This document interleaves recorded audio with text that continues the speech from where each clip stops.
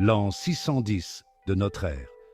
Muhammad, un commerçant respecté de la Mecque, cherchait la solitude dans la grotte de Hira. C'était un homme connu pour sa piété et sa réflexion. C'est au cours de cette retraite qu'il reçut sa première révélation de Dieu par l'intermédiaire de l'ange Gabriel. L'expérience fut bouleversante. Il entendit une voix lui ordonnant de lire. Cette rencontre divine ne ressemblait à rien de ce qu'il avait connu auparavant. Elle le laissa bouleversé et profondément troublé. Le poids du message, l'intensité de l'expérience, le remplirent de peur et d'incertitude. Ce moment marqua un tournant dans sa vie et le début de son voyage prophétique. Cependant, ce moment ne fut pas une transition soudaine vers une foi inébranlable. Au contraire, il le plongea dans une période de doute et d'anxiété profond. La réaction initiale de Mahomet fut la peur. Il se demanda ce qui lui arrivait. Était-il en train de devenir fou? Était-ce une illusion? C'est dans cet état de détresse qu'il se tourna vers sa femme bien-aimée Khadija. Khadija, une femme d'une grande sagesse et d'une foi profonde, écouta patiemment son expérience. Elle ne rejeta pas ses craintes, mais lui offrit réconfort et réconfort. Sa croyance indéfectible en lui apporta le soutien dont il avait tant besoin. Elle reconnut la nature profonde de son expérience et proclama sa foi en sa prophétie. Le soutien indéfectible de Khadija était crucial, mais Mahomet demanda également conseil à son cousin, Waraka ibn Nawfal. Waraka, un homme érudit, familier des Écritures, reconnut l'importance de la révélation de Mahomet. Il confirma que l'ange Gabriel, qui était apparu au prophète précédent, avait rendu visite à Mahomet. Cette période d'incertitude qui suivit la première révélation est connue sous le nom de Fatra.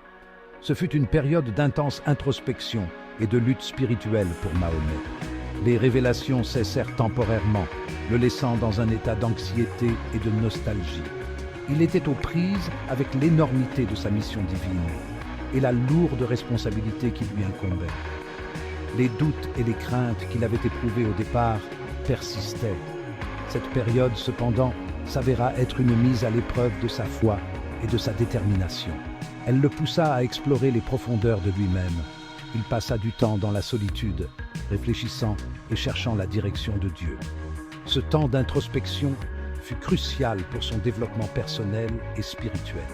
Il renforça sa détermination et le prépara aux défis qui l'attendaient. Section 4. Sortir des ténèbres, un sentiment renouvelé de mission. Progressivement, les révélations reprirent, chacune renforçant sa foi et sa clarté. Avec une confiance et un but renouvelé, Mahomet commença à partager le message de l'islam avec ses proches. La Fatra l'avait mis à l'épreuve, mais elle l'avait aussi endurci. Il en ressortit plus fort, plus résilient et profondément connecté au divin. Cette période de doute avait contribué à consolider sa foi. Elle lui avait permis d'affronter ses peurs et d'en ressortir avec une croyance inébranlable en sa mission. Cette transformation était évidente dans son comportement et ses actions. Sa peur initiale avait fait place à une confiance tranquille et à une détermination sans faille à remplir son devoir prophétique. Section 5. Le fondement de la foi. Comment le doute a forgé un prophète.